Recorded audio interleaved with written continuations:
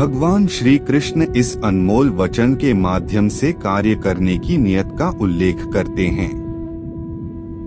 जब किसी भी कार्य करने में अगर लालच होगा, बेईमानी होगी, जलन होगी, तो वो काम न तो सही होगा और न ही उसके परिणाम फलदायी होंगे।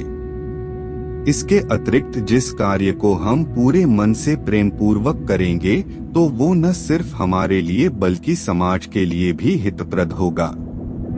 जो व्यक्ति कामी प्रवृत्ति का होता हो, जिसके मन में लोभ होता है और जो अत्यधिक क्रोधी स्वभाव का होता है, उसके लिए नर्क के द्वार सदैव खुले होते हैं।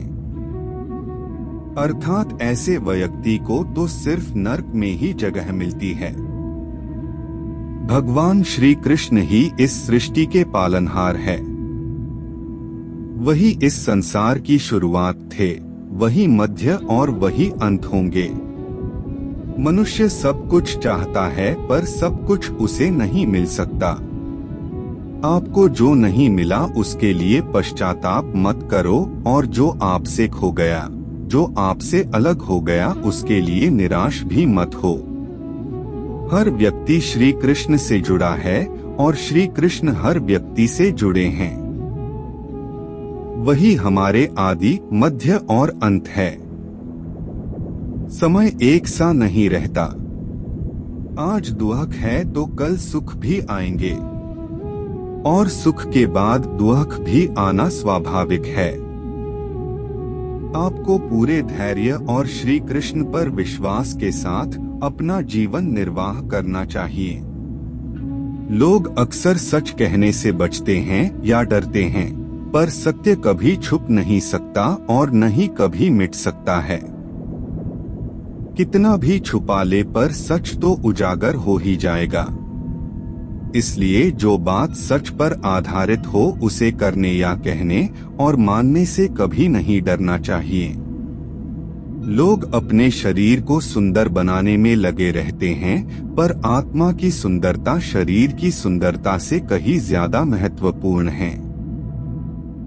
शरीर तो नश्वर है, मिट्टी ही तो है, तो मिट्टी में ही मिल जाता है, पर आत्मा अमर है, इसलिए आत्मा की सुंदरता पर ध्यान दो।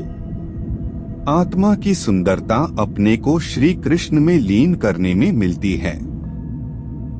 जो होता है अच्छे के लिए होता है।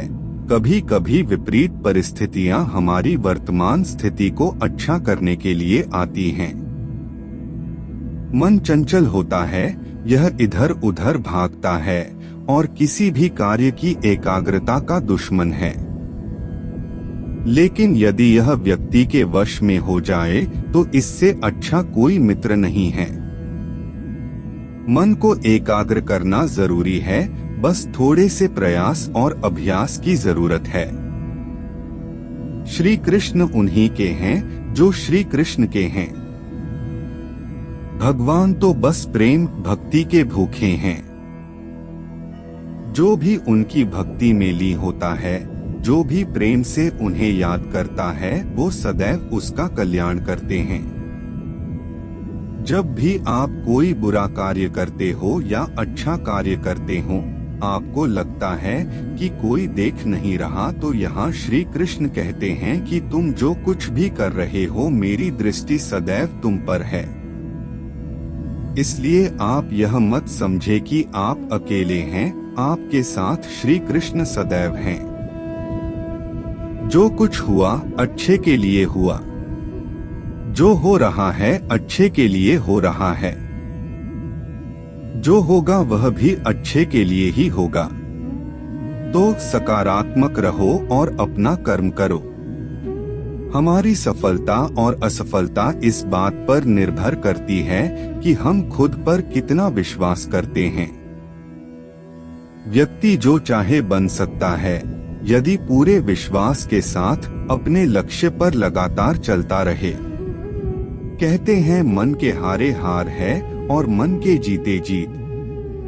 जिस प्रकार सकारात्मक विचारों से सफलता मिलती है, उसी प्रकार नकारात्मक विचार असफलता के मार्ग की ओर अग्रसर करते हैं।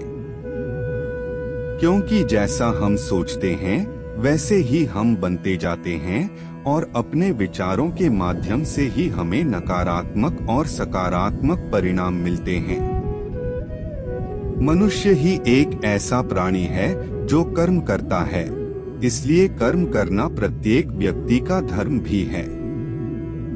कर्म करने वाला व्यक्ति कर्मवीर कहलाता है। इसलिए कार्य करते रहना खाली बैठे रहने से हमेशा बेहतर होता है। श्री कृष्ण जगत के पालनहार और धनुर्धनों में श्रेष्ठ अर्जुन जहां होते हैं, वहां निश्चित ही विजय, असाधारण शक्ति और नैतिकता होती है। न तो समय रुकता है और न ही एक सा रहता है। बुरा समय हो या अच्छा समय बदलता जरूर है। आज बुरा है तो कल अच्छा, और अच्छा तो फिर बुरा समय जरूर आएगा। सुख के बाद दुख और दुख के बाद सुख आते जाते रहते हैं। इसलिए इस पर हमारा कोई वश नहीं है, लेकिन कर्म पर हमारा वश जरूर है। आप सिर्फ कर्म करिए, फल की चिंता किए बगैर। समय आने पर फल जरूर मिलेगा। जो अज्ञानी व्यक्ति होता है वो यह गलतफहमी पाल लेता है कि मैं करता हूँ, सभी कार्य मेरे द्वारा किए जा रहे हैं, ऐसा जान उसमें अहंकार घर कर लेता है। परंतु इस सृष्टि में जो भी हो रहा है वो तो प्रकृति द्वारा किए जा रहे हैं। अज्ञानता के कारण व्यक्ति में जो मैं का अहंकार जन्म ले लेता है तो उसका पतन होना निश्चित है। श्री कृष्ण कहते हैं कि वो किसी के भी भाग्य के निर्माता नहीं है, व्यक्ति खुद ही अपना भाग्य लिखता है। आप जैसा बीज बोएंगे आप वैसी ही फसल ही काटेंगे। आप जैसा कर्म करेंगे आपको वैसे है परिणाम मिलेंगे। यदि विद्यार्थी मन लगाकर पढ़ाई करेंगे तो परीक्षा में सफल होंगे। इसलिए हर व्यक्ति का भाग्य तभी बदलेगा जब वो ऐसे कर्म करेगा।